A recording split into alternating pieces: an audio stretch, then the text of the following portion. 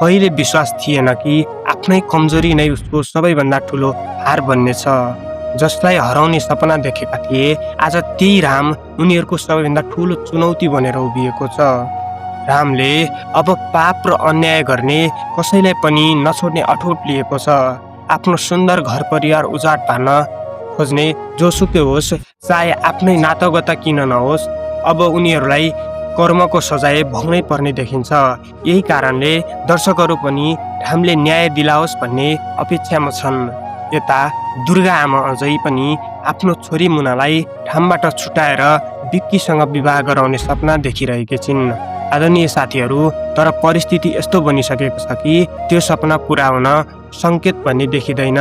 पापमाथि बनाइएको योजना धेरै समय टिक्दैन भन्ने कुरा अब बिस्तारै देखिन थालेको छ। कमला र मुना अझै पनि आफ्नो पीडाको बदला कसरी लिने भनेर सोचिरहे